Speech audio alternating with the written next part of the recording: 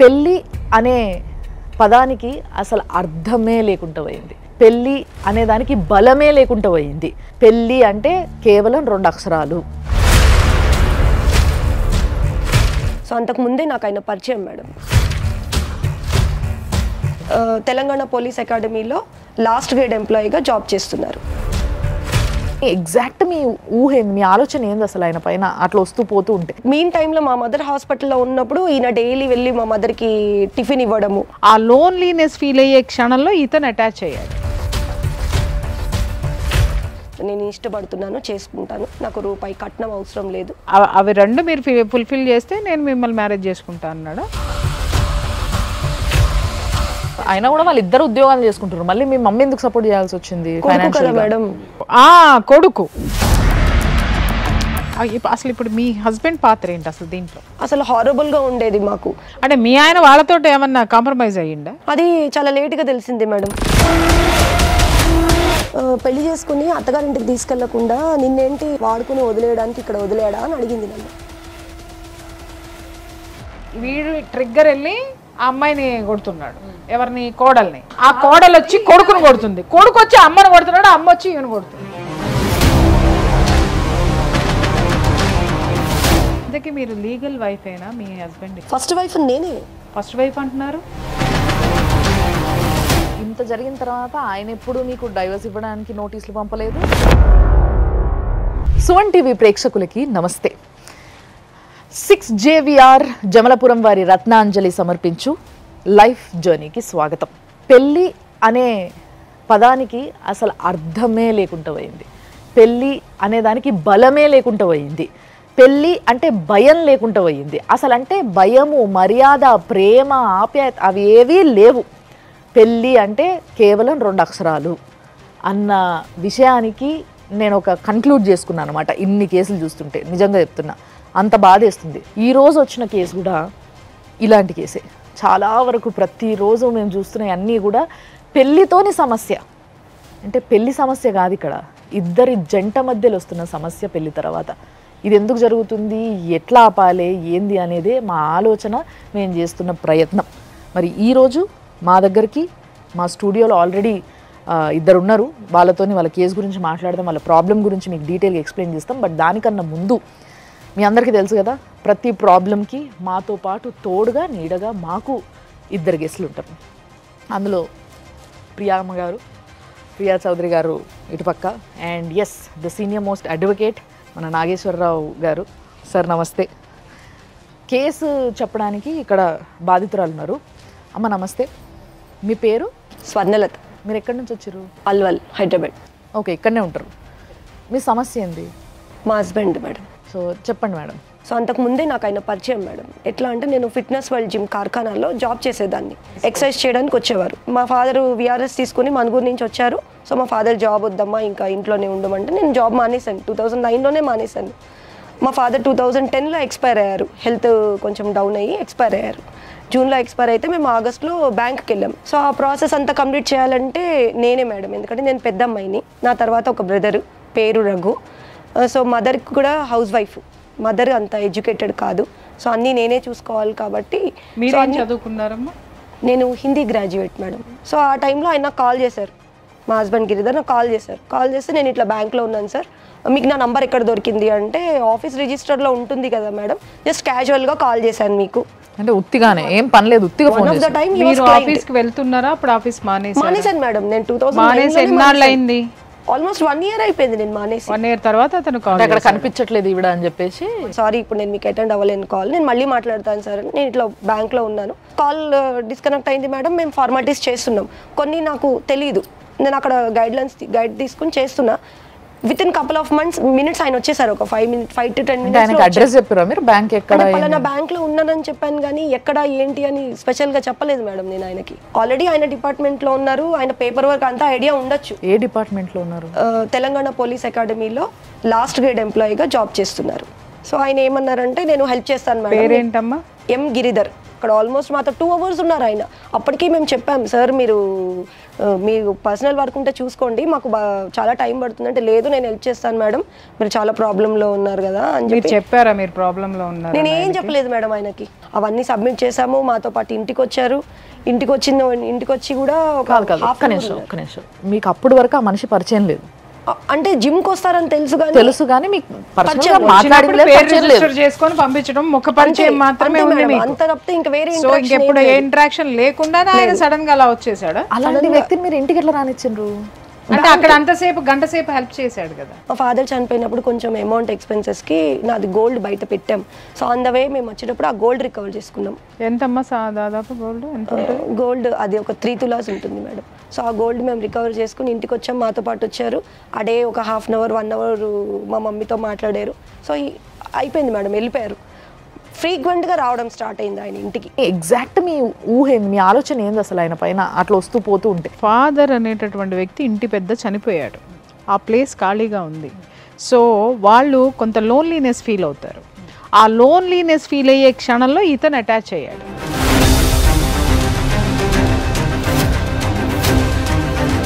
And ఇంకోటి మాకు minus ఎక్కడ అయిందంటే మేడం, మా ఫాదర్ చనిపోయిన 10th డేనే మా మమ్మీ వాళ్ళ ఫాదర్ చనిపోయారు. మా తాతయ్య గారు కూడా చనిపోయారు. సో మా మదర్ మాకు 24 డేస్ 25 డేస్ మాకు ఇంట్లో రిచువల్స్కి దానికి మేము బయటకు వెళ్ళడానికి రావడానికి ఏం లేదు. అన్ఎక్స్పెక్టెడ్గా మా ఫాదర్ చనిపోయారు. ఇంకోటి మా తాతయ్య గారు చనిపోయారు. ఇంకోటి మా తాతయ్య గారిని చూడలేదన్న డిప్రెషన్ మా మదర్కి.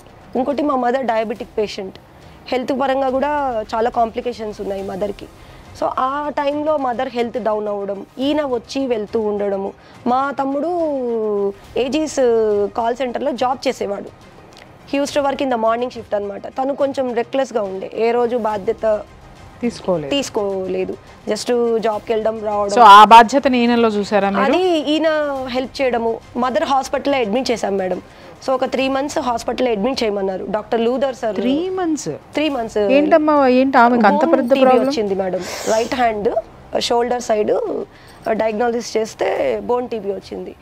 అసలు ఇప్పుడు మీ హస్బెండ్ పాత్ర ఏంటి అసలు దీంట్లో? మీన్ టైంలో మా మదర్ హాస్పిటల్లో ఉన్నప్పుడు ఈయన డైలీ వెళ్ళి మా మదర్కి టిఫిన్ ఇవ్వడము.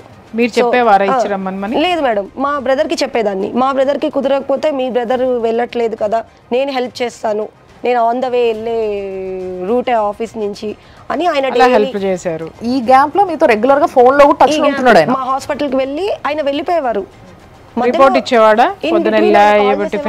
మా మదర్ కాల్ చేసేది మేడం, తమ్ముడు పంపించలేదంటమ్మా, అబ్బాయి వచ్చాడు అంటే, మరి తమ్ముడికి కుదరలేదమ్మా, వెళ్ళిపోయాడు, మరి ఆయన వచ్చి ఇస్తున్నాడు. మరి డైలీ ఒక్కొక్కసారి నాకు చెప్పకుండానే వెళ్ళి మా మదర్కి ఇచ్చిన సందర్భాలు ఉన్నాయి మేడం హాస్పిటల్కి. సో ఆయన డ్యూరేషన్ అట్లా అయిన తర్వాత మా మదర్ ఇంటికి వచ్చారు డిశ్చార్జ్ అయ్యి. సో నన్ను అడిగారు, మా హస్బెండ్ నన్ను అడిగారు, ప్రపోజ్ చేశారు ఆయన మ్యారేజ్కి. నేను 3.5-4 months అడిగితే నేను చేసుకోనని చెప్పాను మేడం. నాకు అట్లాంటి ఉద్దేశం లేదు మ్యారేజ్కి, నేను ఇంట్లో పెద్ద అమ్మాయిని, నాకు చాలా రెస్పాన్సిబిలిటీస్ ఉన్నాయి, ఇప్పుడు నేను మ్యారేజ్ చేసుకున్నానంటే నాకు ఆ సార్ట్ అవుట్ హెల్ప్ నేను మా ఫ్యామిలీకి చేయలేను. చెప్తే లేదు, what all help you need from me I help out, నేను ఇష్టపడుతున్నాను, చేసుకుంటాను, నాకు రూపాయి కట్నం అవసరం లేదు, కాకపోతే మా సిస్టర్కి మ్యారేజ్ చేయాలి, మా బ్రదర్కి లైఫ్ సెటిల్ చేయాలి. అవి రెండు మీరు ఫుల్ఫిల్ చేస్తే నేను మిమ్మల్ని మ్యారేజ్ చేసుకుంటా అన్నాడా? వాళ్ళ ఫాదర్ ఎక్స్పైర్ అయ్యారు. Is also a government employee, same అప్పాల్లోనే జాబ్ చేశారు. సో వాళ్ళ ఫాదర్కి వచ్చిన జాబు ఈయనకి జాబ్ ఇవ్వడానికి వాళ్ళ మదర్ పెట్టిన కండిషన్ ఏంటంటే, ఇల్లు ఉన్న స్థలంలో ఇల్లు కట్టాలి. ఎల్లారెడ్డిగూడలో వాళ్ళ 4 fathersది స్థలం ఉంది. ఈ కండిషన్ మీద వాళ్ళ మదర్కి వస్తున్న జాబ్ వాళ్ళ అబ్బాయికి ఇచ్చారు, మా హస్బెండ్కి ఇచ్చారు. సో ఈయన ఏమన్నారంటే, ఫైనాన్షియల్గా ఫ్యూచర్లో ఏ సపోర్ట్ కావాలన్నా నువ్వు నాకు నిలబడితే నేను చేసుకుంటా, నీ సైడ్ కూడా సపోర్ట్ కావాలి అంటున్నావు కాబట్టి నేను చేస్తా అన్నారు. నేను ఒప్పుకోలేదు మ్యారేజ్. నేను మనిషిని వస్తా, నువ్వురా, నీ వెనక ఉన్నాయన్నీ తే, ఇదే సింపుల్గా మీ ఆయన చెప్పింది. నీకు అర్థం కాలేదు? నాకు తెలియదండి, మ్యారేజ్ అయితే నేను చేసుకోవడం ఇష్టం లేదంటే మా మదర్ని అడిగారు. మా మదర్ ఒక 2-3 months టైం కావాలన్నారు మేడం. ఆ టైం తీసుకున్న తర్వాత మా మదర్ ఓకే చెప్పారు. మా మదర్ ఎట్లా అన్నారంటే, మీ వాళ్ళని పిలవండి, మాకు ఒకడే మేనమామ, మా తమ్ముడిని పిలుస్తాను, నేను పిలిచి మాట్లాడదాము, మీ వాళ్ళని పిలవండి అంటే, ఇప్పట్లో మా వాళ్ళని పిలవడానికి కుదరదమ్మా, ఫస్ట్ మా చెల్లెలు పెళ్ళి అవ్వాలి, చెల్లెలు పెళ్ళి అయితే కానీ నేను మీ అమ్మాయి ఇలా ఉంది అని చెప్పలేను అంటే, మరి నువ్వు అలా చెప్పలేనప్పుడు మరి మా అమ్మాయిని ఎట్లా ఇష్టపడ్డావు, ఎట్లా పెళ్లి చేసుకుంటా అన్నావు? ఈయన ఏం చేశారు అంటే, నాతో కమ్యూనికేషన్, నువ్వు మీ మదర్ని ఒప్పించు, మీ మదర్ ఖచ్చితంగా మా ఇంట్లో చెప్పాలి అంటున్నారు, ఇప్పుడు నాకు చెప్పడానికి కుదరదు నాకు అంటే, సారీ నేను అట్లా చెప్పలేను, ఏదున్నా ఇప్పుడు మా ఫాదర్ లేరు, మా ఫాదర్ లేని తర్వాత మా మదరు. మీరు ఎక్కడ కన్విన్స్ అయ్యారు? మా బ్రదరు ఏజీస్లో జాబ్ చేస్తారని చెప్పాను కదా, అదే కాల్ సెంటర్లో ఒక అమ్మాయిని ఇష్టపడ్డాడు. అమ్మాయి పేరు ప్రిసిల్లా. ఓకే. వాళ్ళు ఇష్టపడిన సంగతి మాకు తెలియదు. ఎప్పుడైతే మా మదరు గిరిధర్ గురించి మా బ్రదర్కి చెప్పి, మరి ఇట్లా అక్కని చేసుకుంటా అంటున్నాడు, మరి ఎలాంటి సార్ట్అవుట్ హెల్ప్ అయినా సరే నిలబడతా అంటున్నాడు, అక్క మనకు దూరం అవ్వదు, దగ్గరనే ఉంటుంది అని మా మదర్ చెప్పిన తర్వాత మా బ్రదర్ ఓపెన్ అయ్యాడు. ఏమని చెప్పిండు? అమ్మ నేను ఒక అమ్మాయిని ఇష్టపడ్డానని. మా మదర్ ఏమన్నారు, ఫస్ట్ అక్కకు పెళ్లి కాకముందు నీకు పెళ్లి చేస్తాను, నీకు పెళ్లి చేస్తే అక్క ఒక ఇంటి ఇంటికి ఒక ఆడపిల్ల వస్తుంది, మామయ్య ఉన్నారు కదా అంటే నువ్వు చేసుకుంటే బాగుంటుందన్న, ఒక ఇంటి ఆడపిల్లకి పంపించేవాళ్ళం, నీకు చేస్తాము అంటే, లేదమ్మా నేను ఒక అమ్మాయిని ఇష్టపడ్డాను అన్నాడు. ఇష్టపడ్డాను అంటే అమ్మాయి ఎవరు ఏంటి అంటే డీటెయిల్స్ చెప్పాడు. అమ్మాయి పేరు ప్రిసిల్లా, వాళ్ళది నిజామాబాద్ బోధన్ డిస్ట్రిక్ట్. ఇప్పుడు తను అలా చెప్పేసరికి మదర్ ఏమన్నారు, లేదు ఫస్ట్ అక్క మ్యారేజ్ అయిన తర్వాత నువ్వు మ్యారేజ్ చేసుకో, ఒక 1.5 year టైం పడుతుంది, అబ్బాయి ఇట్లా మాట్లాడుతున్నాడు, నేను అబ్బాయితో మాట్లాడాను ఫ్యామిలీతో మాట్లాడమని, అబ్బాయి ఒప్పిస్తానంటున్నాడు, అబ్బాయి అంతా నాకు మంచిగా అనిపించింది, కాకపోతే ఫ్యామిలీ దగ్గరే తీసుకుని రావట్లేదు, మాట్లాడట్లేదు అంటే మా బ్రదర్ ఓకే అని చెప్పారు. వాళ్ళు వెయిట్ చేస్తా అన్నారు, 1.5 year అక్క మ్యారేజ్ అయ్యాక నేను వెయిట్ చేస్తానమ్మా అన్నాడు. అండ్ సడన్గా ఏం జరిగిందో తెలియదు మేడం, వాళ్ళిద్దరూ వెళ్ళి మ్యారేజ్ చేసుకుని వచ్చేసారు ఇంటికి. మీ తమ్ముడు మీ మరదలు వచ్చేసారు, డైరెక్ట్ మా ఇంటికి వచ్చారు, ఇక మ్యారేజ్ చేసుకున్నారంటే ఇంకేం చేయలేము కదా మేడం. మా మదర్ యాక్సెప్ట్ చేశారు. అండ్ తను కూడా 3 days ఉంది మాతోని. 3 days తర్వాత మళ్ళీ వాళ్ళని పిలిపించి, అమ్మాయి మ్యారేజ్ కాకముందు ఇక్కడ నేను ఉండను, అమ్మాయి మ్యారేజ్ అయిపోతేనే నేను వస్తాను ఇంటికి. పెళ్లి చేసుకునేటప్పుడే తెలుసు కదమ్మా నీకు పెళ్లి కాలేదన్న సంగతి, పెళ్లి అయిన తర్వాత పెళ్లి చేస్తానంటే అంత కక్కుర్తిగా పోయి పెళ్లి చేసుకుంది కదా మరి ఆవిడ. వాళ్ళ తమ్ముడికి తెలిసేమో అమ్మ, వాళ్ళ తమ్ముడు చెప్పుకొని ఉంటుంది మనం సెపరేట్ అయిపోవాలి అక్కడ ఉండలేను నేను అని చెప్పుకొని ఉంటుంది, ఆయన యాక్సెప్ట్ చేసుకుని ఉంటాడు. పెళ్లి చేసే పెళ్లిని యాక్సెప్ట్ చేస్తున్నారు, నీకు పెళ్లి కాలేదు, ఇంట్లో ఉండడానికి మాత్రం నీ పెళ్లి కాలేదని అది యాక్సెప్ట్ చేయలేకపోతున్నారు, వాళ్ళ అమ్మాయిని తీసుకొని వెళ్ళిపోయారు. నెక్స్ట్ ఏమైంది? వెళ్ళిపోయారు. ఫైనాన్షియల్ గా సపోర్ట్ మా మదరే చేశారు మేడం, మా మదరే చేశారు. మా బ్రదర్ డివైడ్ అయినా కూడా బయట రెంట్కి ఉంటాము అమ్మాయి పెళ్ళయ్యేదాకా అంటే కూడా. అసలు రెంట్కి ఉండడం ఏంటమ్మా, నాకు ఇది అర్థమే కావట్లేదు, ఎంత తమాషాగా ఉంది. అయినా కూడా వాళ్ళు ఇద్దరు ఉద్యోగాలు చేసుకుంటారు, మళ్ళీ మీ మమ్మీ ఎందుకు సపోర్ట్ చేయాల్సి వచ్చింది? మేడం కొడుకు, ఎస్ కొడుకు అనే కొడుకు ఫైనాన్షియల్ గా హెల్ప్ చేసింది మదర్. పెన్షన్ వస్తుంది మదర్ కి, ఫాదర్ ఎక్స్ సర్వీస్ మెన్ కాబట్టి అందులోంచి లోన్ తీసుకున్నారు. డివైడ్ అయినప్పటి నుంచి మాకు ఒక రకంగా చెప్పాలంటే అక్కడి నుంచి నాకు ప్రాబ్లం. ఎందుకు? ఎవ్రీ మంత్ అమౌంట్ ఇవ్వమని, ఇబ్బంది, ఫైనాన్షియల్ గా ఇబ్బంది పెట్టడం, వాళ్ళకి అక్కడ ఏదైనా ఎక్స్పెన్సెస్ కి ఇబ్బంది అయితే మా మదర్ కి ప్రెషర్. వచ్చిన పెన్షన్ లోంచి మేము ఎంత వరకు హెల్ప్ చేయగలిగామో ఆ సార్ట్ అవుట్ హెల్ప్ చేసాం.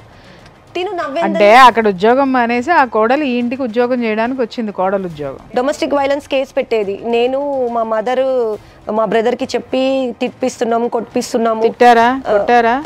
అసలు వాళ్ళు ఎక్కడుంటారు, ఏ ప్లేసు అన్నది తెలుసు, కానీ వాళ్ళ ఫ్యామిలీలో ఇంతవరకు మేము వెళ్ళింది లేదు మేడం. ఎందుకే మరి? కాదమ్మా, మీరేమనుకున్నా ఆవిడ ఎందుకు కేసులు పెట్టారు? మా బ్రదర్ మా ఇంటికి రాకూడదు, మా మదర్ని చూడడానికి రాకూడదు. అదేంది? మేము ఇప్పుడు ఉంటున్న ఇల్లు ఏదైతే ఉందో అది మా ఫాదర్ ఆయన ఓన్గా తీసుకున్నది. సో మా ఫాదర్ ఎక్స్పైర్ అయ్యారు కాబట్టి ఇప్పుడు మేము లీగల్ హెడ్స్. సో ఇప్పుడు మా బ్రదర్ బయట ఉంటున్నాడు, అదొక రీజన్ చెప్పి బయటకు వెళ్ళారు. నా మ్యారేజ్ ఎప్పుడు డొమెస్టిక్ వైలెన్స్ కేసు, ఆస్తి గురించి, ఈ 2 points కేసులు పెట్టేవాళ్ళు. స్టేషన్లో చెప్పాం, సార్ నాకు ఇంత టైం కావాలి, అమ్మాయి మ్యారేజ్కి ఉంది అంటున్నారు, ఆ మ్యారేజ్ అయితే కానీ చేసుకోని అంటున్నారు సార్, నాకు టైం కావాలి అంటే ఒక 2 days అమ్మాయి సైలెంట్గా ఉండేది. Then 3rd day same as usual. ఇప్పుడు అది ఏ ఇయర్లో అమ్మా? 11 నుంచే కేసులు. 2011లో కొద్దిగా సివియర్ ఉండే, అప్పుడు 498 అరెస్టులు ఉండే. అప్పుడు ఎవ్రీ ఆల్టర్నేట్ 15 days మేడం, అసలు హారబుల్గా ఉండేది మాకు. మేము 11 o'clock స్టేషన్కి వెళ్ళే వాళ్ళము అంటే నైట్ 10 o'clock వరకు ఉండేవాళ్ళం మేడం. అమ్మాయి వచ్చేది ఒక 1/2 hourకి వచ్చేది, వెళ్ళిపోయేది. అమ్మాయి కంప్లైంట్ ఇచ్చేది, వెళ్ళిపోయేది. మమ్మల్ని మరి మీరు తిరిగి కేసులు పెట్టాలన్న ఆలోచన మీకు రాలేదా? ఛాన్స్ మాట్లాడడానికి మేము చెప్పే మాటనే వినప్పుడు మేము డాక్యుమెంట్ పరంగా ఏం రాసి కంప్లైంట్ ఇస్తాను మేడం నేను? ఆ తెలివితేటలు మీకు లేవని ఒప్పుకోండి. I agree. ఆయన సలహా ఇవ్వాలిగా, పోలీస్ డిపార్ట్మెంట్ అంటున్నావు. ఆయన కూడా ఎప్పుడు ఎందుకు ఈ కొట్లాట్లు గొడవలు, మీరు ఆ ఇల్లు మీ తమ్ముడికి రాసి ఇచ్చేసేయండి, ప్రాపర్టీ తమ్ముడికి రాసి ఇచ్చేసేయండి, రూమ్ రెంట్ తీసుకుని ఉండండి నువ్వు మమ్మీ, మా ఇంట్లో ఒప్పుకున్నా. అంటే మీ ఆయన వాళ్ళతో ఏమన్నా కాంప్రమైజ్ అయ్యిందా? అది చాలా లేట్గా తెలిసింది మేడం. మా హస్బెండ్ మా తమ్ముడు వాళ్ళ తెలుస్తుంది వైఫ్ కదా. మాట్లాడుకుంటారు. ఎవడు కూడా ఆడపిల్లని అక్కడ పెట్టుకుని ఇల్లు రాసేయి ఆ బాని ఎవరు చెప్పరు. ఆ మనిషిని ఎట్లా నమ్మినవు తల్లి నువ్వు?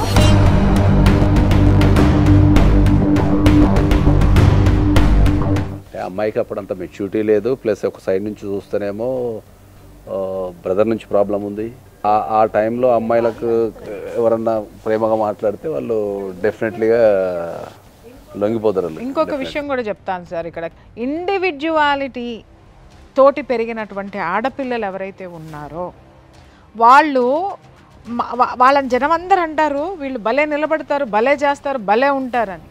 వాళ్ళంత సెంటిమెంట్ ఫూల్స్ ఈ ప్రపంచంలో ఎవరు ఉండరు. మీరు రాసి పెట్టుకోండి. 13లో కేసు పెట్టింది తిను, మ్యారేజ్ చేసుకోవట్లేదు, మా ఇంటికి ఒక అతను వస్తున్నాడు వెళ్తున్నాడు అని.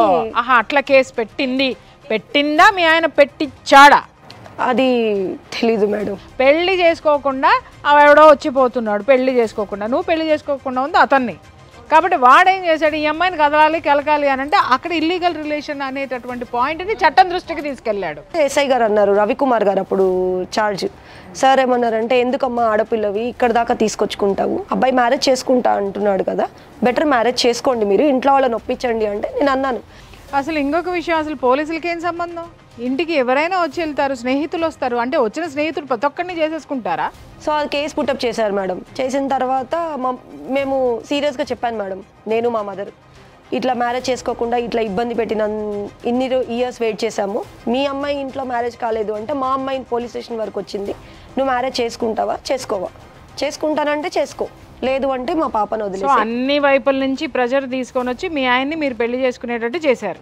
2010లో మీరు ఏదైతే ఇల్లు కన్స్ట్రక్షన్ చేయడానికి మీరు అమౌంట్ అడిగారో 14 lakhs ఏదైతే అమౌంట్ అడిగారో మేము అది క్యాష్ పరంగా మీకు ఇచ్చాం. సో ఇక్కడ పోలీస్ స్టేషన్లోనే డబ్బు ఇచ్చారా? ఇచ్చాం మేడం. 2014లో పెళ్లికి ముందు అసలు మీరు చేసుకునే ఉద్దేశం లేనప్పుడు ఎట్లా ఇచ్చారు? ఇల్లు కట్టుకుంటున్నాము యాజ్ అ లోన్ గా కావాలి అంటే ఇచ్చాం. లోన్ గా రాసుకున్నారా? ఏమైనా పేపర్ రాసుకున్నది ఉందా అట్లాంటిది? పోనీ అకౌంట్ ట్రాన్స్ఫర్ ఏమని చేసిండ్రా? క్యాష్ విత్డ్రా చేసి క్యాష్ ఇచ్చాం.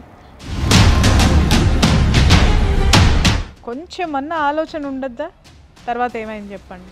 ఒక పని చేయి బాబు, నేను లాయర్తో మాట్లాడి బాండ్ పేపర్ రాయిస్తాను, నువ్వు ఏదైతే అమౌంట్ తీసుకున్నావో ఇల్లు కట్టడానికి లోన్ అడిగి తీసుకున్నావు, ఆ అమౌంట్ మాకు బాండ్ రాసి నువ్వు ఎలా ఇస్తావో అమౌంట్, లోన్ పెట్టుకుని ఇస్తావో లేకపోతే బయట నుంచి బారో చేసుకుంటావో అమౌంట్ మాకు సెటిల్మెంట్ చేసేసాయి, టైం తీసుకుని రాసి ఇచ్చి అమౌంట్ ఇచ్చేసి. పెళ్లి చేసుకుంటే పెద్దవాళ్ళని తీసుకురా, లేదంటే అమౌంట్ ఇచ్చేసాయి రాసుకుని. మీ మదర్ క్లారిటీ తోటే ఉన్నారు. రైట్. 2014లో ఆయన డేట్ ఫిక్స్ చేసుకున్నారు మ్యారేజ్ చేసుకుంటాను అని. అయితే మా మదర్ ఏమన్నారంటే, మీ వాళ్ళని తీసుకురండి ఇంటికి, తీసుకొస్తే మాట్లాడదాము, ఎంత ఆర్య సమాజ్లో మ్యారేజ్ చేసినా మీ వాళ్ళ సైడ్ నుంచి కూడా ఉండాలి. ఆయనే డిసైడ్ చేసుకున్నాడు ఆర్య సమాజ్లో చేసుకోవాలని మీరు? నేను చెప్పాను మేడం ఆర్య సమాజ్లో. ఎందుకు? మా సిస్టర్ ఏమన్నారంటే, గుళ్ళో పెళ్లి చేసుకుంటారంటే పత్రికలు ఉంటాయి, రిజిస్టర్ అవ్వదు మా నీకు, నువ్వు ఆర్య సమాజ్లో చేసుకుంటే నీకు రిజిస్టర్ అవుతుంది, రేపొద్దునే మమ్మీ వాళ్ళు ఉన్నారు, రేపొద్దునే మమ్మీ లేకపోయినా తమ్ముడు వాళ్ళ వైఫ్ తమ్ముడిది ఎట్లాంటి నీకు సపోర్ట్ లేదు కాబట్టి రేపొద్దున నువ్వు గట్టిగా మాట్లాడడానికి ఫైట్ చేయడానికి నీకు ఒక సపోర్ట్ అనేది నీకు ఉంటుంది దీనిలో అంటే. సో మీ దగ్గర ఆర్య సమాజ్లో పెళ్ళైనట్టు ప్రూఫ్ ఉంది మేడం? ఉంది.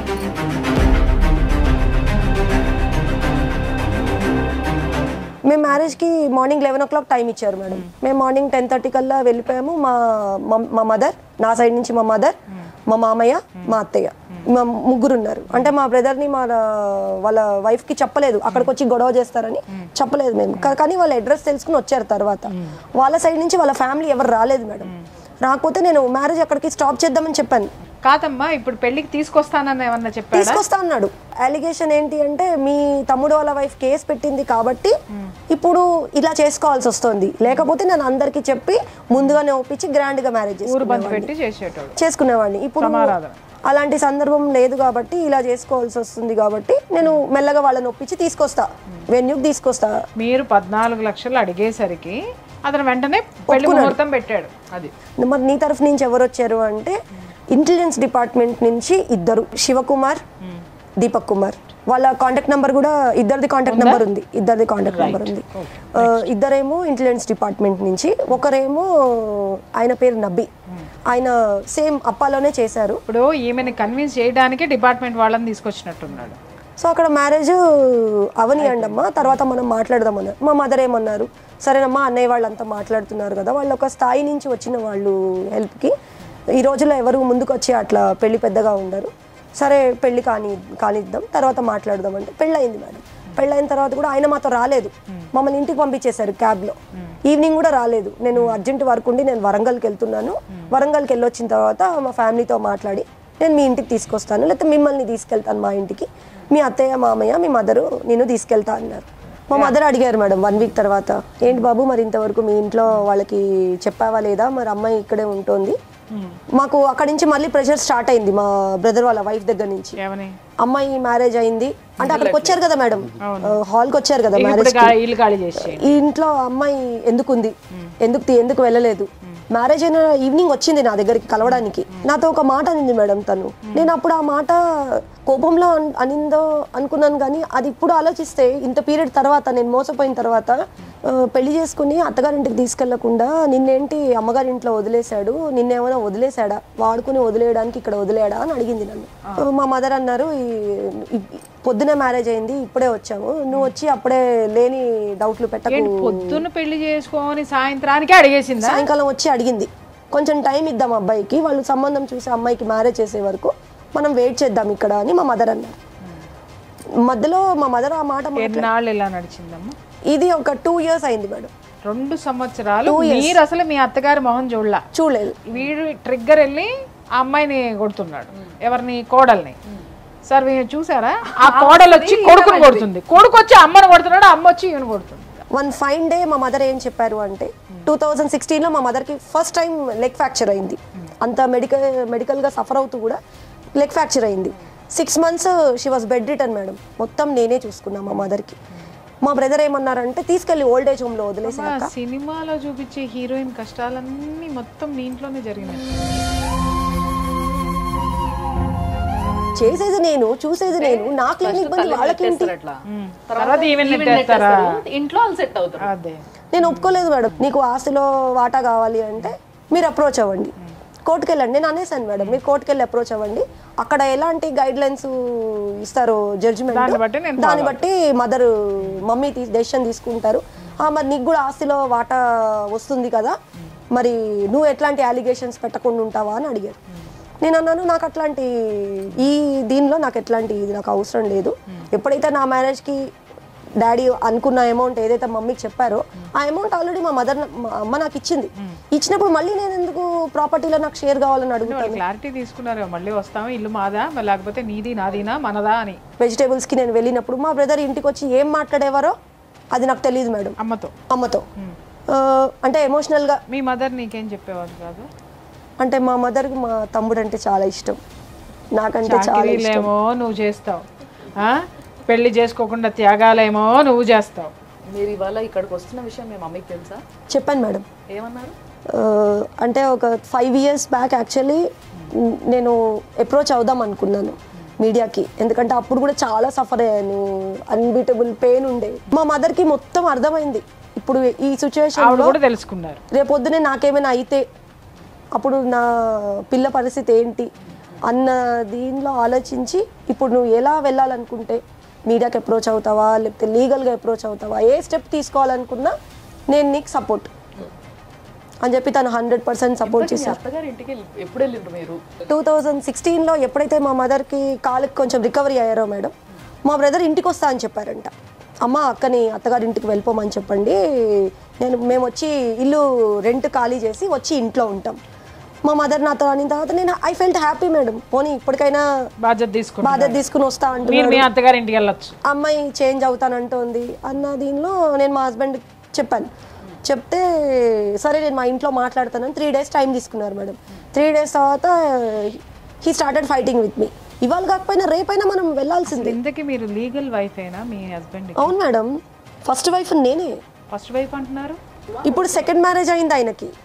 ఇక్కడ దాకా నేను మిమ్మల్ని అప్రోచ్ అయ్యి నేను రావడానికి కారణం అది కూడా మేడం, సెకండ్ మ్యారేజ్ అయింది ఆయనకి.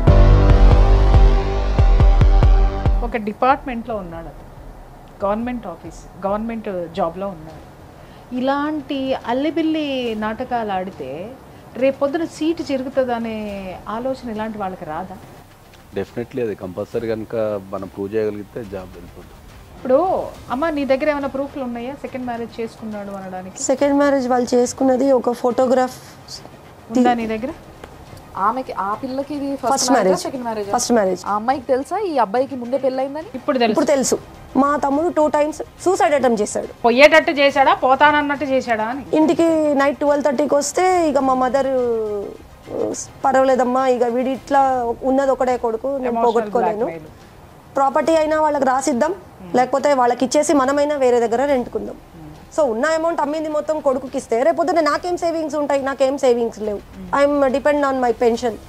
సో అట్లా మా మదర్ ఒప్పుకోలేదు. ఒప్పుకోకపోతే ఇక్కడ నుంచి మాకు ప్రెషర్ ఎక్కువ ఉంది. సో మా హస్బెండ్ ఏమన్నారు, మనకే ఈ ఇల్లు మీ అమ్మాయికే ఉంటుంది అంటే మా మదర్ అడిగారు ఎట్లా బాబు అంటే, నేను గవర్నమెంట్ ఎంప్లాయీని కదా, ఇంటికి పెట్టుకుంటే లోన్ వస్తుందమ్మా నాకు, మీ అంకుల్ పేరు మీద ఉంది కాబట్టి అంకుల్ పేరు మీద నుంచి నా పేరు మీదకి ట్రాన్స్ఫర్ చేస్తే అంటే మా మదర్ ఫస్ట్ ఆబ్జెక్ట్ చేశారు, సింగిల్ పేరు మీద వద్దు, జాయింట్ రిజిస్ట్రేషన్ అయితేనే ఒప్పుకుంటాము, లేకపోతే వద్దు, లేకపోతే మా అబ్బాయి కేసు పెట్టుకుంటాడా, లేకపోతే కోర్టుకి అప్రోచ్ అవుతారా ఆస్తి గురించి, లెట్ దమ్ గో హెడ్. మా మదర్ అబ్జెక్ట్ చేశారు. ఇక్కడ జరిగింది మా బ్రదర్ వచ్చి మళ్ళీ కన్విన్స్ చేశారు, అమ్మా నువ్వు ఇప్పుడు ఇట్లా అంటే నా లైఫ్ ఇది అయిపోతుంది, నాకు అక్కడ టార్చర్ ఎక్కువ ఉంది వైఫ్ తోని, అంటే మాకు లోన్ వచ్చే వరకు బయట నుంచి అమౌంట్ తీసుకొచ్చి ఇవ్వండి, అది మీరు ఇంట్రెస్ట్ బేర్ చేస్తారా? మా తమ్ముడు వాళ్ళ వైఫ్ తీసుకొచ్చారు మేడం, ఒక 10 lakhs అమౌంట్ తీసుకొచ్చారు. మాకు ఈయన ఏం చెప్పారు అంటే, ఇంటి డాక్యుమెంట్స్ నాకు ఇవ్వండి, నేను బ్యాంక్లో చూపించాలి, క్రాస్ చెక్ చేయాలి, ఇవాల్యుయేషన్కి వాల్యూ ఎంత వస్తుందో లోన్ కోసం అని. అంటే మేము నమ్మి ఆయనకి డాక్యుమెంట్స్ ఇచ్చాము ఒరిజినల్. కానీ మాకు తెలియని విషయం ఏంటి అంటే, ఈయన మా ఇంటికి అయితే తీసుకెళ్ళి ఎవరి దగ్గర అయితే బయట నుంచి ఒక 10 lakhs తీసుకొచ్చారు, వాళ్ళకి ఇచ్చారు. అందులోంచి మా బ్రదర్ వాళ్ళకి 7,90,000 వరకు మా బ్రదర్కి చెక్ పరంగా ఇచ్చాము, కొంత క్యాష్ ఇచ్చాము, వాళ్ళకి కొంత లోన్స్ ఉంటే అది నేనే పర్సనల్గా దగ్గరుండి క్లియర్ చేశాను. ఇంట్లో ఎవరు ఉంటున్నారు? మేమే ఉంటున్నాం మేడం స్టిల్. ఇంకా నేను మా మదర్ ఉంటున్నాం. 2018 మార్చ్లో నాకు అఫీషియల్గా నాకు ట్రైనింగ్ ఉంది, 45 days ట్రైనింగ్ ఉంటుంది నాకు అనంతపూర్లో, నల్గొండలో 2 places. అక్కడ ట్రైనింగ్ అయ్యి ఎగ్జామ్స్ రాస్తే నాకు ప్రమోషన్ వస్తుంది. March 24th వెళ్ళారు ఇక్కడ నుంచి. డైలీ మెసేజెస్, కాల్ ఉంది మేడం ఆయన దగ్గర నుంచి, కాల్ ఉంది, మెసేజ్ ఉంది, క్లాసెస్ ఉంటాయి అన్నప్పుడు చెక్ చేసుకుంటున్నాడేమో నువ్వు ఇంటి నుంచి బయటకు వచ్చావా, లోపల ఉన్నావా, ఏం జరుగుతుంది అనేది. మా బెటర్ లైఫ్ కోసం అనే కదా వెళ్ళింది అని నేను డిస్టర్బ్ చేయలేదు మేడం ఆయనని. డైలీ ఆయన మెసేజ్ చేయడము. April 19th ఇంటికి వచ్చారు. నేను అడిగాను, స్వీట్ బాక్స్ తీసుకుని వచ్చి, నాకు ట్రైనింగ్ తొందరగానే అయిపోయింది, నాకు 82% వచ్చింది నాకు. మళ్ళీ వచ్చిన తర్వాత ఆ రోజు వచ్చాడు, ఒక 1 hour ఉన్నాడు మేడం. నేను మాట్లాడుతున్నానని గొడవ పెట్టుకున్నాను, నాతో వెళ్ళిపోయాడు. అక్కడి నుంచి గొడవలే ఉంటాయమ్మా సంసారంలో, ముద్దు ముచ్చట్లు ఉండవు. ఎందుకంటే అక్కడికి వెళ్ళిపోవాలనగానే ఇక్కడ గొడవ స్టార్ట్ అవుతుంది. ఆ రోజు వెళ్ళిపోయిన మంచి 1 week తర్వాత వచ్చి, సారీ గొడవ పెట్టుకున్నాను అని కొంచెం బుజ్జగించాడు. రిజిస్ట్రేషన్ అవ్వలేదు. అది గుర్తొచ్చుండి తొందరగా వచ్చాడు. అయితే రిజిస్ట్రేషన్ పెట్టుకున్నావమ్మా, పేపర్ వర్క్ అయిపోయింది అన్నారు మదర్తో. మదర్ ఏమన్నారంటే, జాయింట్ రిజిస్ట్రేషన్ చేస్తున్నావు కదా అంటే, జాయింట్ రిజిస్ట్రేషన్ చేస్తున్నానమ్మా అన్నారు. రిజిస్ట్రేషన్కి వెళ్ళాము, అక్కడ డాక్యుమెంట్స్ చేశారు. సో వల్లభ్ నగర్లో ఆఫీసు. సో మెయిన్ రిజిస్ట్రేషన్ ఆఫీస్కి ఎదురుగుండా ఒకటి చిన్న షట్టర్ ఉంది. సో అందులో మాకు కొన్ని పేపర్స్లో సైన్ చేయమన్నారు.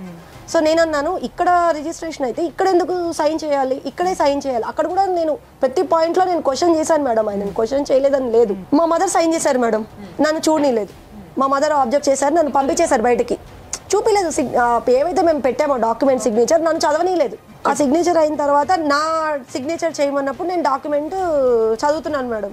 ఇన్ ద మీన్ వైల్ మా హస్బెండ్ హాఫ్ హ్యాండ్ పెట్టేసి, మీ మదర్ అంత నమ్మకంతో సైన్ చేసేసింది, నీకేం వచ్చింది ఇప్పుడు సైన్ చేయడానికి, ఇప్పుడు నువ్వు స్టార్ట్ చేస్తున్నావా, మొన్నటి వరకు మీ తమ్ముడు వాళ్ళ వైఫ్, ఇప్పుడు నువ్వు స్టార్ట్ చేస్తున్నావు.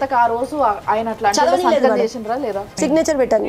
ఇంటికి వచ్చేసిన తర్వాత ఏదైతే 20,80,000 చెక్ వచ్చిందా మా మదర్ పేరు మీద, అది నెక్స్ట్ డే డ్రాప్ చేయమన్నారు. ఇప్పుడు ఇంత లంసంలో అమౌంట్ దేనికి అవసరము, ఇప్పుడు మా తమ్ముడికి ఏదైతే అమౌంట్ తీసుకొచ్చావో అది ఏదైతే అమౌంట్ ఉందో వాళ్ళకి చెక్ ఇచ్చేద్దాం, మా మదర్కి బ్యాంక్లో డ్రాప్ చేస్తా, చెక్ బుక్ ఉంది కాబట్టి వాళ్ళకి మనం పే చేసేద్దాం పర్సనల్గా, నేను వస్తాను.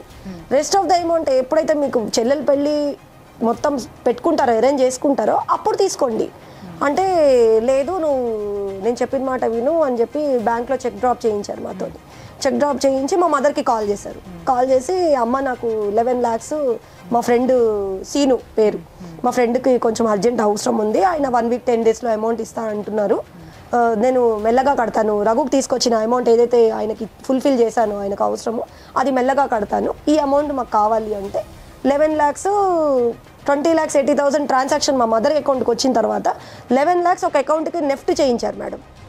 నెఫ్ట్ నేనే చేశాను నెఫ్ట్. యాక్చువల్లీ ఆయన 11 lakhs అకౌంట్ ఫస్ట్ క్యాష్ తీసుకురమ్మన్నారు. సో బ్యాంకులో ఉన్న వాళ్ళు వెల్ఫేషియర్ కాబట్టి ఇంత పెద్ద అమౌంట్ క్యాష్ తీసుకెళ్ళకండి అమ్మా, రేపొద్దున మీరు ఇవ్వలేదు అంటే ప్రాబ్లం అవుతుంది, మీరు నెఫ్ట్ చేయండి ఆన్లైన్లో అని. జస్ట్ ఒక 5 minutesలో నెఫ్ట్ అయింది మేడం, ట్రాన్స్ఫర్ చేసాము. ఇంకా రెస్ట్ ఆఫ్ ద అమౌంట్ ఏదైతే ఉందో 3 lakhs వరకు ఆయనకి క్యాష్ తీసుకొచ్చి ఇచ్చాం. మా హస్బెండ్ రిక్వైర్మెంట్ ఏ రోజు రిక్వైర్మెంట్ ఉందో ఆ రోజు డ్రా చేసి ఇచ్చాం. కొంత అమౌంట్ ఆయన అకౌంట్కి వేసాం, ఆల్మోస్ట్ 3 lakhs వరకు. సో మొత్తం ఇప్పుడు వరకు పెళ్లికి ముందు నుంచి ఈ పాయింట్ వరకు మీరు ఎన్ని పైసలు ఇచ్చారు మీ హస్బెండ్కి? 14 lakhs ఏమో ఇల్లు కట్టుకోవడానికి ఇచ్చాం మేడం. ఇది ప్రాపర్టీది ఏదైతే చెక్ వచ్చిన తర్వాత 20,55,000 వరకు మొత్తం అమౌంట్ ఆయన వెళ్ళిపోయింది. పెళ్ళి ఎక్కడ రివీల్ అయింది అది ఫస్ట్ ఆ పాయింట్కి రండి మీరు. That is on August 2018 7th రోజు కాల్ చేస్తే సమ్ అదర్ లేడీ పిక్ చేశారు, మా హస్బెండ్ పిక్ చేయలేదు కాల్. నేను మా హస్బెండ్ వాళ్ళ సిస్టర్ తులసి కాల్ లిఫ్ట్ చేశారేమో అనుకున్నా. మీరెవరు అంటే మీరెవరు అని అడిగినప్పుడు నేను వాళ్ళ వైఫ్, నా పేరు స్వర్ణలత, నేను వాళ్ళ వైఫ్ని, మీరెవరు మాట్లాడుతున్నారు తులసి అంటే, లేదు నేను తులసి కాదు నేను జయశ్రీని మాట్లాడుతున్నాను, గిరిధర్ మా హస్బెండ్ అని అనింది ఆ అమ్మాయి. ఇప్పుడు ఎప్పుడైతే ఆ అమ్మాయి కాల్ లిఫ్ట్ చేసిందా మేడం, నేను మా ఇంటికి రమ్మన్నాను, వాళ్ళు రాలేదు, వాళ్ళు ఆ రోజు రాలేదు, దాని మరుసటి రోజు రాలేదు. హస్బెండ్ వచ్చాడా? రాలేదు మేడం. ఆ అమ్మాయి నాకు కాల్ చేసినప్పుడు మా ఇంటికి రమ్మంటే రాలేదు కదా, నేను ఉస్మానియా ఆర్ట్స్ కాలేజ్కి నేనే వెళ్ళాను, వాళ్ళు పిలిపించారు నన్ను ఆ ప్లేస్కి, నేను వెళ్ళాను. వెళ్ళి మా మ్యారేజ్ అయిన ఫొటోస్, మ్యారేజ్ అయిన సర్టిఫికేట్ చూపిస్తే వాళ్ళు అక్కడి నుంచి ఆ అమ్మాయి వెళ్ళిపోయింది, వాళ్ళ మదర్కి కాల్ చేసి ఆ అమ్మాయి వెళ్ళిపోయింది. ఆ టైంలో మా హస్బెండ్ వాళ్ళ సిస్టర్ని పిలిపించారు సపోర్ట్కి, వాళ్ళు తీసుకొచ్చుకున్నారు. ఆ అమ్మాయి నన్ను చూసింది, మాట్లాడింది, మా ఫొటోస్ మావి ఇవన్నీ చూశారు. చూసిన తర్వాత మేము తర్వాత మా పెద్దవాళ్ళతో మాట్లాడి మీ దగ్గరకు వస్తాము అన్నారు. నాకు నమ్మకం కలగలేదు మేడం, అక్కడికి నాకు తెలిసిపోయింది ఇంత మోసపోయానని. అక్కడికి వెళ్ళిన తర్వాత సరే నన్ను ఎవరైతే పర్సన్ నాకు హెల్ప్గా నాతో పాటు వచ్చారో వాళ్ళు ఏమన్నారు, నువ్వు వచ్చింది ఆడపిల్ల ఒక్కదాని వినమ్మా, వీళ్ళేమో 3-4 ఉన్నారు ఇక్కడ, రేపు పొద్దున ఏమైనా అయితే ప్రాబ్లం అవుతుంది, మ్యాన్ హ్యాండ్లింగ్ చేసే ప్రాబ్లం అవుతుంది, మనం వెళ్ళిపోదాం. ఆ రోజు నాకు హెల్ప్గా వచ్చిన పర్సన్ ఏమన్నారంటే, అమ్మ నీకు ఇల్లు తెలియదు అంటున్నావు కదా, ఇంత మ్యాటర్ నేను విన్నాను, వీళ్ళ వెనకతల వెళ్దాము, మీకు ఇల్లు చూసినట్టు ఉంటుంది, రేపు పొద్దున మీకు మాట్లాడడానికి రావడానికి సపోర్ట్ కూడా ఉంటుంది. అక్కడికి వెళ్ళాము మేడం, వెళ్ళాము, ఇల్లు చూసాము. ఆయనకు సెకండ్ మ్యారేజ్ జరిగిందని తెలిసిన తర్వాత మీరు చట్టపరంగా తీసుకున్న చర్యలేవు? లాయర్ ఉమాదేవి మేడం అని అప్రోచ్ అయ్యి క్రిమినల్ కేసు ఫైల్ చేసాము, మేడ్చల్ అత్తివేలులో ఫైల్ చేసాము. ఇంకోటి మెయింటెనెన్స్ అది 2018లో then and there itself సెప్టెంబర్లో అప్లై చేసాం 24th. సో అదేమో మాకు అల్వాల్ ఏరియా వస్తుంది కాబట్టి అక్కడ ఇన్వెస్టిగేషన్కి వచ్చింది. ఆ ఇన్వెస్టిగేషన్ జరిగిన టైంలో కూడా ఏఎస్ఐ శ్రీనివాస్ గారు చేశారు కేసు మాది. సో ఏ రోజు మేము ఏ అలిగేషన్స్ అయితే పెట్టామో, ఎంతమందిని అక్కడ పెట్టామో కేసులో, వాళ్ళని ఏ రోజు అక్కడ పిలవలేదు. ఒకరోజు మాత్రం మా ఇన్లాస్, మా హస్బెండ్, మా అత్తగారు, మా మరిది, వీళ్ళని ముగ్గురిని పిలిచారు. అసలు వాళ్ళు ఏం మాట్లాడారు ఏంటి కూడా వేరే బోర్డ్స్ ఏం తెలియదు, నా ముందైతే ఏం మాట్లాడలేదు. అసలు నువ్వు ఎందుకు పెళ్లి చేసుకున్నావు అంటే ఏం సమాధానం చెప్పాడు? ఇంట్లో వాళ్ళ కోసం పెళ్లి చేసుకున్నాను అంటే వీడి కోసం ఒకటి చేసుకుంటాడు, ఇల్లు కట్టడానికి ఒక పెళ్లిను, ఇంట్లో వాళ్ళ కోసం ఇంకొక పెళ్లి చేసుకుంటాడా? మరి నన్ను ఎందుకు పెళ్లి చేసుకున్నావు అంటే దెర్ ఈస్ నో ఆన్సర్. అక్కడ మాట్లాడాం మేడం, వెళ్ళిపోయాము. తర్వాత 2 months ఇలా ప్రొలాంగ్ చేశారు. సో మేడం ఏమన్నారంటే ఉమాదేవి గారు, మెయింటెనెన్స్కి వేద్దామమ్మా, నువ్వు ఇప్పటికే చాలా సఫర్ అవుతున్నావు అని మెయింటెనెన్స్కి వేయించారు. 2017 అప్లై చేశాం సార్. ఎక్కడైనా సరే ఈ మొత్తం లీగల్ ప్రాసెస్లో ఏదన్నా కోర్టు కానీ మిమ్మల్ని ఫస్ట్ వైఫ్ కింద గుర్తించిందా? అలా గుర్తించింది కాబట్టి నాకు మెయింటెనెన్స్ కూడా ఒక 3 months వచ్చింది మేడం. నేను ఆల్మోస్ట్ ఇప్పటి వరకు 3 అడ్వకేట్స్ని కలిశాను నా కేసు పరంగా. కేసు మాట్లాడిన తర్వాత కూడా though I have paid the payment for them, నాకు ప్రొలాంగ్ 11 months 15 months అలా నాకు ఒక్కొక్కరు డిలే చేశారు. నాకు ఎలాంటి జస్టిస్ జరగలేదు. నేను ఒక్క విషయం స్ట్రైట్ గా అడుగుతున్నాను, చెప్పండి. ఇప్పుడు మీరు ఇక్కడికి వచ్చి ఏం కోరుకుంటున్నారు? నాకు ఆయన దగ్గర నుంచి నేను ఏదైతే ప్రాపర్టీ ఆయన తీసుకున్నారో మేడం, నా ప్రాపర్టీ నాకు కావాలి. ఇంకోటి నా లైఫ్ సార్ ఆయన పేరు మీద, సింగిల్ పేరు మీదనే ఉంది సార్. ఇంత జరిగిన తర్వాత ఆయన ఎప్పుడు మీకు డైవర్స్ ఇవ్వడానికి నోటీసులు పంపలేదు? మీరు ఇంత జరుగుతుంటే చూస్తూ వదిలేసింటే తప్పితే మీరు కూడా ఎప్పుడు పంపలేదు ఆయనకి? డైవర్స్ అప్లై చేయలేదు మేడం. మీరు కూడా చేయలేదు? అంటే మీకు మీ హస్బెండ్ కావాలి? ఇక్కడ ఒక చిన్న పాయింట్ ఉందమ్మా, అమ్మాయి 3 నెలలు మెయింటెనెన్స్ అందుకుంది, తర్వాత ఆగిపోయింది అంది. అది అసలు ఏంటి? ఇప్పుడు లేదు. ఎందుకు అంటే ఆయనతో మాట్లాడినప్పుడల్లా ఆయన చెప్పేది ఏంటి అంటే, మీ మదర్ ఉన్నంత వరకు నీకు ఆ ఇంట్లో ఉండడానికి ఒప్పుకుంటున్నాను. వాడెవడమ్మా ఒప్పుకుంటానికి? కడతాను. వాడెవడ ఒప్పుకుంటానికి? మోసం చేసి మీ అమ్మని నిన్ను సంతకాలు పెట్టించుకొని సిగ్గు లేదా? అసలు ముఖానికి సిగ్గుందారా నీకు? అసలు చేయమ్మా, ఎవడో తెలుసుకుందాం. అసలు వాడెవడో అసలు ఇంట్లో ఉండనిస్తానంటే యువతల హెల్ప్ చేసే వాళ్ళు ఎవరు లేరు అనుకుంటున్నావా? అడిగే వాళ్ళు ఎవరు లేరు అనుకుంటున్నావా? హలో హలో, ఎవరండి? హలో అండి, నమస్తే. గిరిధర్ గారు ఉన్నారా? గిరిధర్ని మాట్లాడు, చెప్పండి. ఓకే. సో యాక్చువల్గా సుమన్ టీవీ నుంచి కాల్ చేస్తున్నాం మేము. సుమన్ టీవీ? సుమన్ టీవీకి మీ వైఫ్ స్వర్ణ గారు వచ్చిండ్రు.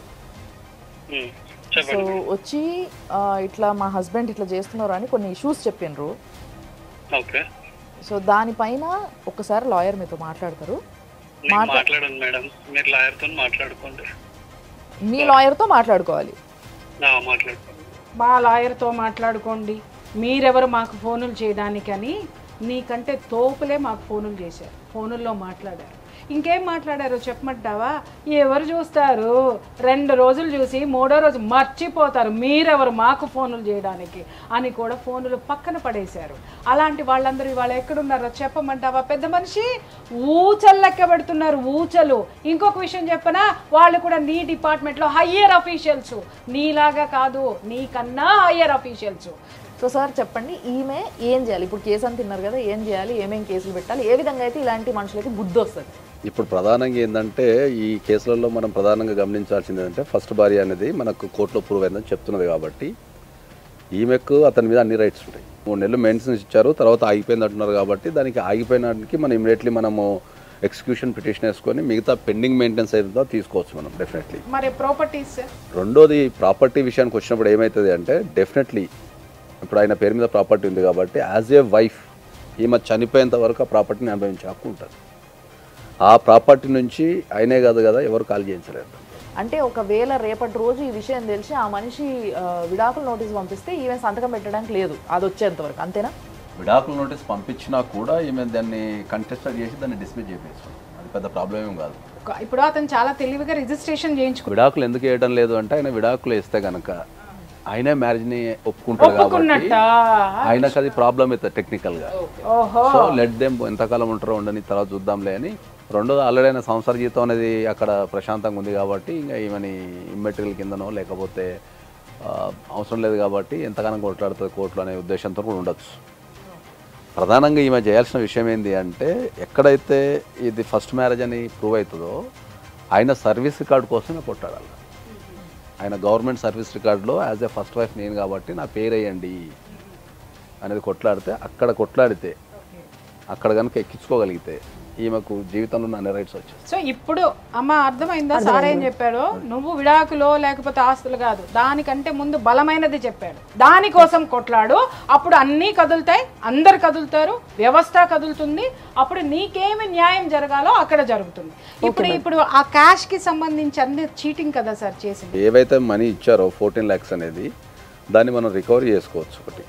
దాని తర్వాత అంశం దానికంటే ముందు ఏంటంటే, బీయింగ్ ఏ వైఫ్ మెయింటెనెన్స్ అనేది డెఫినెట్లీ ఆమె ఎలిజిబుల్ ఉంటుంది కాబట్టి దానికి మెయింటెనెన్స్కి సంబంధించిన చర్యలు ఇమీడియట్లీ తీసుకుంటే, ఎందుకంటే గవర్నమెంట్ ఎంప్లాయీ కాబట్టి మెయింటెనెన్స్ డెఫినెట్లీ వచ్చేస్తుంది. ఎంత పెండింగ్ అమౌంట్ ఉందో ఆ అమౌంట్కి మనకు సంబంధించి ఎగ్జిక్యూషన్ పిటిషన్ వేసేసుకొని మనం చేసుకుంటే మనం రికవరీ చేసుకోవచ్చు. మెయింటెనెన్స్ కానీ ఆ హౌస్ నుంచి నిన్ను ఖాళీ చేయించే అధికారం కానీ మెయింటెనెన్స్ గురించి కానీ నీకు ఏ రకమైన ఇబ్బంది ఏం లేదు. కాబట్టి నువ్వు ఏ రోజు కూడా బీయింగ్ ఏ లేడీ మీరు ఏ రోజు కూడా మీరు బాధపడకండి. చట్టాలు అనేటివి తప్పకుండా ఉంటాయి, మీరు తప్పకుండా ఫస్ట్ భార్య కింద గుర్తించబడతారు, మీకు రావాల్సిన అన్ని రైట్స్ వస్తాయి. అయితే ఇప్పుడు ఆ అమ్మాయి కన్సర్న్ ఏంది అని అంటే, ఆ ఇల్లు తిరిగి నా పేరు పైన రాయించుకోవాలని నాకు ఉంది అన్న విషయం ఆల్రెడీ చెప్పిండ్రు. ఇప్పుడు దానిపైన రైట్స్ ఒరిజినల్గా ఎవరెవరు సంతకాలు పెట్టారో చూడాల్సి వస్తుంది మనం. ఓకే, చూడాల్సి వచ్చిన తర్వాత, ఎందుకంటే ఫాదర్ చనిపోయేటప్పుడు ఏమైంది అంటే, ఆయన legal heir behind the legal heirs అంటే ఆయన చనిపోయేటప్పుడు ఆ ఆస్తికి సంబంధించి ఏం రాయకపోతే లీగల్ ఎయిర్స్ వస్తారు. దాంట్లో మదరు తర్వాత పుట్టిన పిల్లలందరూ సమాన హక్కులు ఉంటాయి.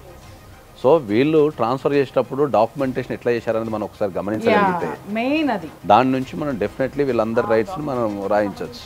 చాలా స్పష్టంగా సుప్రీంకోర్టు చాలా స్పష్టంగా ఏం చెప్పిందంటే, wife can reside, okay, husband ఎక్కడుంటే అక్కడ. హస్బెండ్ సొంత ఇంట్లో ఉంటే సొంత ఇంట్లో, అద్దెంట్లో ఉంటే అద్దెంట్లో, ఒకవేళ హస్బెండ్తో నివసించలేని పరిస్థితి ఉంటే అత్తామామలకు కూడా సొంత ఆస్తి ఉంటే దాంట్లో పోయి కూడా ఉండొచ్చు, వాళ్ళు రెంటెడ్ హౌస్లో కూడా ఉండొచ్చు అని చెప్పేసి ఆమెని ఖాళీ చేపించే అధికారం కానీ ఆమెని బయటికి వెళ్ళగొట్టే అధికారం కానీ లేదు, అన్లెస్ అంటే నువ్వు అప్లై చేసుకుంటే. కాబట్టి నువ్వు అప్లై చేసుకున్నా నువ్వు చేసుకోకపోయినా అయినా ఒకవేళ నేను ఖాళీ చేయించడానికి నోటీస్ ఇచ్చినా కూడా నేను ఖాళీ చేయించే అధికారం రైట్ లేదు. నువ్వు చనిపోయేంత వరకు ఆ ఇంట్లో బాజాప్తుగా నివసించవచ్చు. ధైర్యంగా ఉండు. సార్ ఇచ్చిన ఒకే ఒక్క మాట అన్నారు, నిన్నెవ్వరూ లేపలేరు. ఒకవేళ అలాంటిది ఏదైనా జరిగితే సుమన్ టీవీ ఉంది, లీగల్గా ఏమైనా వస్తే సార్ 24 hours నీకు ఏ రాత్రి కష్టం వచ్చినా సరే ఒక టెక్స్ట్ పెట్టాయి, మా ముగ్గురిట్లో ఎవరికైనా పెట్టేసాయి, మేము ముగ్గురం నీకోసం నిలబడతాం. I'm very thankful to you, to all of you 3 madam. Thank you so much. Thank you sir. Thank you అమ్మా. సో చూసిండ్రు కదా, ఇది ఈ వారం మీకు మీ ముందు ప్రజెంట్ చేసిన కేసు. సో ఇట్లా ఎన్నో వస్తూ ఉంటాయి. వీటన్నిటి గురించి ఇంకా చాలా ఫాలోఅప్స్ చేస్తూ ఉన్నాము. ఆ ఫాలోఅప్ని కూడా మేము ముందు పెడుతున్నాం. త్వరలోనే ఈ కేసుకి సంబంధించిన ఫాలోఅప్ని కూడా మీ ముందు పెట్టడం జరుగుతుంది. అప్పుడు వరకు చూస్తూనే ఉండండి 6 JVR జమలపురం వారి రత్నాంజలి సమర్పించు లైఫ్ జర్నీ సుమన్ టీవీలో.